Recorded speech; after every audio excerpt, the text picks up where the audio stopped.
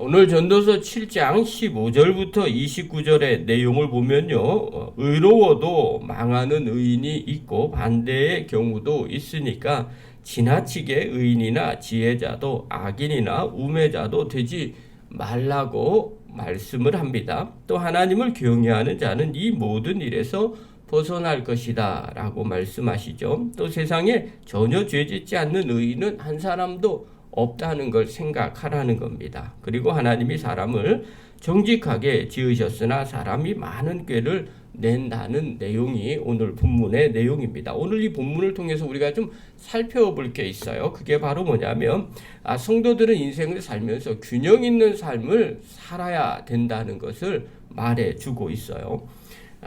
요즘 사람들이 종종 저한테 이런 질문을 종종 질문을 받아요. 세상이 이렇게 불공평한데 하나님 무엇을 하나요? 또 세상이 이렇게 공정치 못한데 우리는 어떻게 해야 되는가 하는 질문이에요. 저의 대답은 간단합니다. 세상은 원래부터 이렇게 불공정했습니다. 이걸 이해하는 게 정말 중요하죠. 그리고 우리가 해야 할 일은 무엇인가? 이 불공정한 사회 속에서 하나님의 뜻을 발견하면서 하나님 경외하면서 사는 것밖에는 없다는 것을 이야기합니다. 근데 오늘 본문에도 그 내용이 나와요. 오늘 솔로몬이 노년에 이렇게 이야기를 해요. 15절 한번 보십시오. 읽겠습니다. 시작.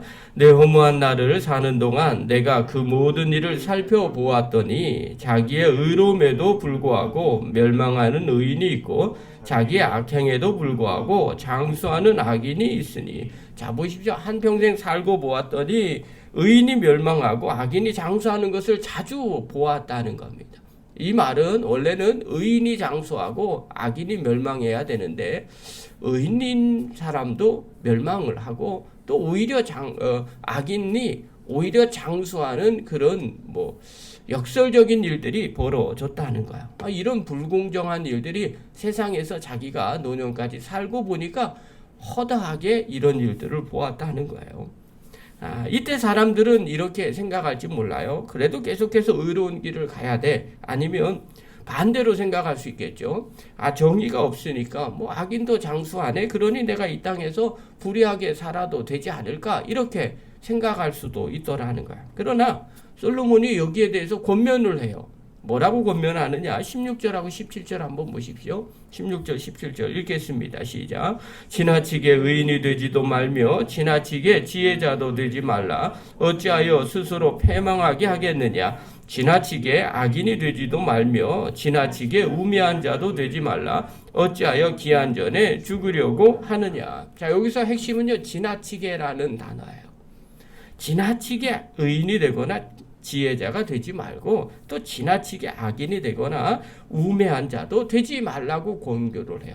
이 말은 어느 한쪽으로 너무 마치 100% 다라고 생각하는 것처럼 그것만이 옳은 길이다, 그것만이 맞는 길이다라고 생각하면서 살지는 말라는 겁니다. 이게 정말 중요한 것 같아요. 왜냐하면 인간은 이 세상에서 죄를 짓지 않는 사람이 한 사람도 없기 때문에 그래요. 이 말은 100% 의인도 없고요, 100% 지혜자도 없고, 100% 악인도 없고요, 100% 우매한 자도 없다는 것을 말해주고 있어요. 제가 목회를 하면서 그냥 경험한 내용들이에요. 대부분 주변의 동료들이 목사님이십니다. 목사님들은 교회 지도자라고 이야기를 하죠. 아마 교회에 설교를 하고 또 어떤 일들을 결정하기 때문에 그렇습니다. 그런데 목회자들을 보면, 옆에 동료들을 보면 어떤 분은 무조건 옳고 그름을 따지는 분들이 계세요. 이게 잘못됐다는 게 아닙니다. 그런데 문제는 뭐냐면 정작 본인은 옳고 그름에 해당되지 않아요. 본인도 불의한 것이 너무 많고 옳은 거에만 가지 않고 잘못된 길에 가는데 그거는 예외고, 자기가 보기에 이 상대방에 대해서 이런 저런 것이 불합리하다라고 생각하면서 옳고 그름을 그런 잣대를 들이대는 겁니다. 근데 그런 이야기를 볼 때마다 무슨 생각이 드냐면, 그럼 당신은 그렇게 살고 있습니까? 이런 질문이 들게 돼요.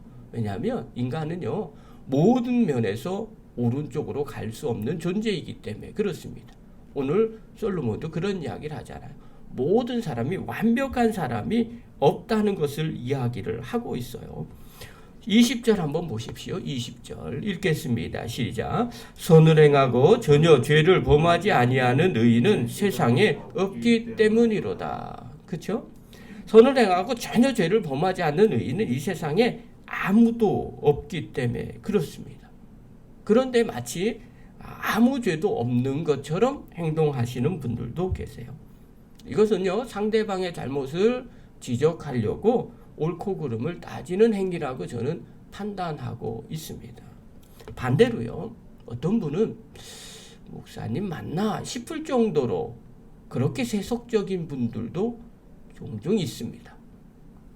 그분들은 그냥 이 세상에서 이윤을 추구하고 또 자기의 목표, 성공을 위해서만 달려가는 분인 것처럼 보여질 때도 있어요. 그런데 목회를 또 나름 세상적인 기준으로 잘하고 계십니다. 그리고 목회를 나름 성공했다고 보여주시는 분들도 종종 봅니다. 이 둘을 보면서 제가 늘 갈등을 할 때가 있어요. 뭐가 과연 좋은 것일까? 정말 무조건 옳은 것이 좋은 것일까? 아니면 하나님 두려워하는 거 잘 모르고 그냥 세상의 부귀영화 성공을 위해서 달려가는 게 맞는 것일까?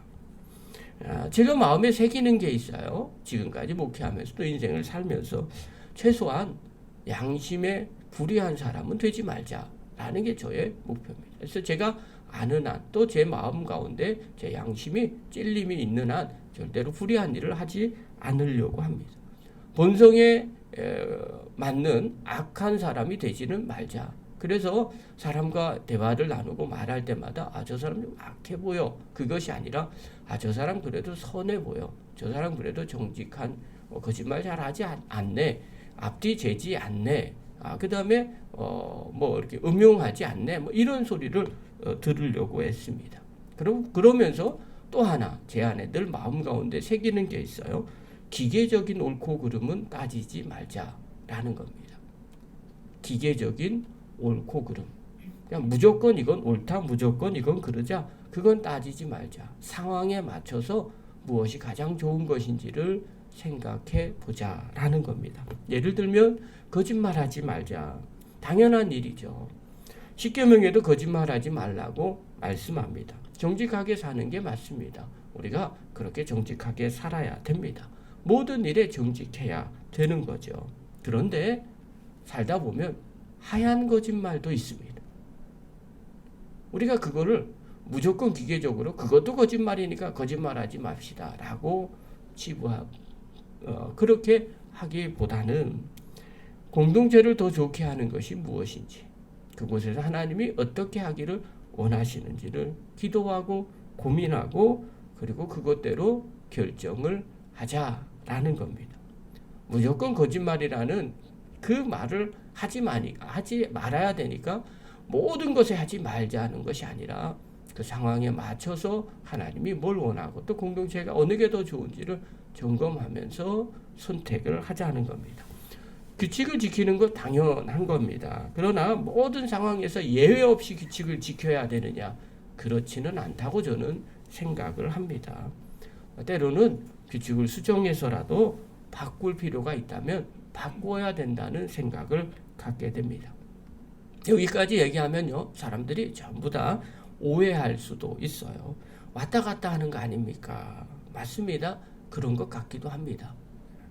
그러나 왔다 갔다 하지 아니하는 불변의 진리 하나가 있습니다. 그게 바로 뭐냐면 나는 무조건 내가 정한 규칙을 따른다는 것이 아니라 나의 자리에서 정말 주님이 원하는, 그리고 공동체가 무엇이 더 좋은 건지를 생각한다는 그 기준은 변하지 않습니다. 오늘 솔로몬도 그렇게 권면을 해요. 인생을 사는데 지나치게 의인도 되지 말고 지나치게 지혜자도 되지 말고 지나치게 악인도 되지 말고 지나치게 우매자도 되지 말라. 그러면 상황주의자가 되란 말입니까? 아니에요. 그 기준, 의인이라는 기준, 지혜자라는 기준, 악인이라는 기준, 우매자라는 기준, 거기에 맞추지 말고 여기다 맞추라는 겁니다. 18절 한번 보십시오. 18절 읽겠습니다. 시작. 너는 이것도 잡으며 저것에게서도 내 손을 놓지 아니하는 것이 좋으니 하나님을 경외하는 자는 이 모든 일에서 벗어날 것임이니라. 여기에 기준이 무엇이 있어요? 하나님을 경외하는 자라는 겁니다. 이 모든 일을 기준으로 삼지 말고 이것도 잡고 저것도 잡으라는 거예요. 상황주의자가 되라는 게 아니라 하나님 경외하는 것이 제일 우선이라는 겁니다.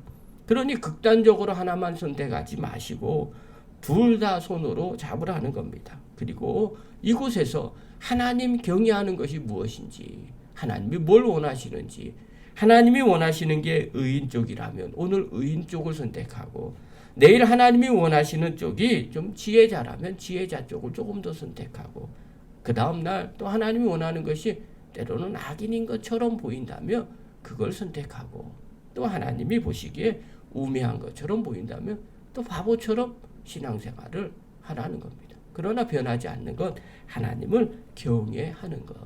사랑하는 성도 여러분, 또 영상을 보는 귀한 성도 여러분, 오해하지 마십시오. 우리가 인생을 살아가는데 이것도 저것도 막 하라, 그런 개념들이 아닙니다.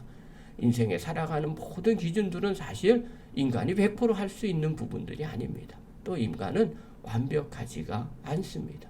그러므로 우리가 갖고 있는 기준, 우리가 갖고 있는 가치관이 중요한 것이 아니라 정말 중요한 것은 하나님 경외하는 것입니다. 인생을 살면서 너무 매정하다는 소리를 듣지 않기를 바랍니다. 또 자기 생각대로 그것대로 그것이 무조건 옳다고 그렇게 바라보고 달려가서 사람들에게 이런저런 소리 듣지 않기를 바랍니다. 또 너무 세속적으로 선택해서 세속적인 사람이라는 소리도 듣지 않기를 바랍니다. 중요한 것은요, 하나님 뜻 살피면서 하나님 심장 가지고 바라보시고 판단하시고, 그리고 주님과 동행하며 한 걸음 한 걸음 나아가는 공동체를 살리고 하나님의 영광을 드러내는 믿음의 거룩한 종들 되기를 간절히 축원합니다.